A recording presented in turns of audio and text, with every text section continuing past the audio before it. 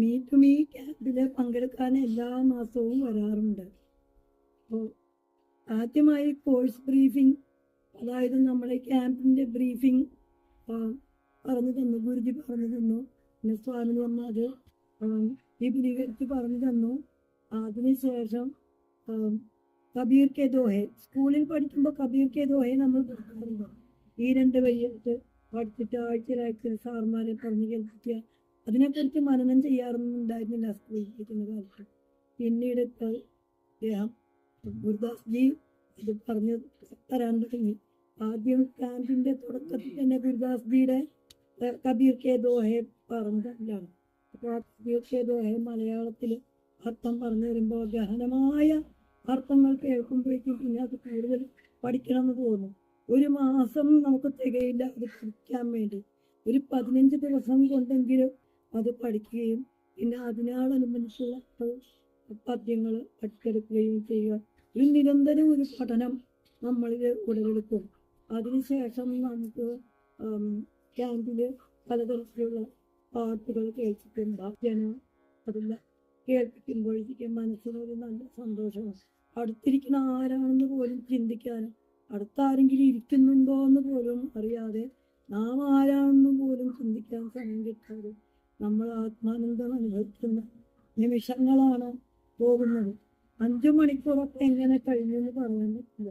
ചമ്രം പണിഞ്ഞിരിക്കാൻ സാധിക്കാത്ത ആൾക്കാർ 5 മണിക്കൂറോ എന്ന് ചോദിക്കുന്ന ആൾക്കാരാണ് തുടക്കക്കാർ. പക്ഷേ പതിനൊക്കെ പോകാറുള്ളത് കൊണ്ട് ഒരു 3 മണിക്കൂറൊക്കെ ഇരിക്കാമെന്ന് ഞാനും കരുതി. അതിനുശേഷം ഗുരുജി പറഞ്ഞ് എഴുന്നേറ്റ് ഡാൻസ് ഒക്കെ ചെയ്യാൻ പറഞ്ഞു കഴിഞ്ഞപ്പോൾ ഒരു ഡാൻസുകളൊക്കെ ഉണ്ട്. നമ്മൾ ശരീരം ഇളക്കി കൈകളൊക്കെ അനക്കി അങ്ങോട്ടും ഇങ്ങോട്ടും തിരിഞ്ഞൊക്കെ ആകുമ്പോൾ നമ്മൾ എവിടെയാണ്, ഏതാണ്, ഇത് തന്നെയല്ലേ സ്വർഗം എന്ന് ചിന്തിക്കാൻ പോലും പറ്റാതെ വീട്ടിലെത്തുമ്പോഴാണ് അത് സ്വർഗമായിരുന്നു എന്ന് നമുക്ക് മനസ്സിലാകുന്നത്. പിന്നീട് ഇവിടുത്തെ ഭക്ഷണം, സാത്വിക ഭക്ഷണം എന്ന് പറഞ്ഞത്, സാത്വിക ഭക്ഷണം കഴിച്ചാൽ പിന്നെ ഈ 15 ദിവസം കബീർക്ക് ദോഹ പഠിച്ചിട്ട് 15 ദിവസം നമ്മൾ കാത്തിരിക്കുകയാണ് അടുത്ത ക്യാമ്പിന് വേണ്ടി. മുമ്പത്തെ ക്യാമ്പുകൾ നടന്നത് യൂട്യൂബിൽ നോക്കുക.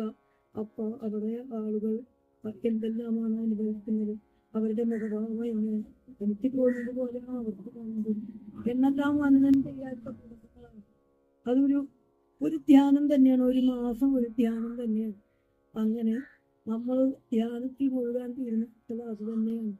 ഭജന പഠിച്ചു വരാൻ ഗുരുജി പറയുമ്പോൾ വീട്ടിൽ തന്നെ ഭജന ചോദിച്ചൊരു ജോലിയില്ല. എന്ത് ജോലി ചെയ്യുമ്പോഴും ഭജനയാണ് പാടുന്നത്.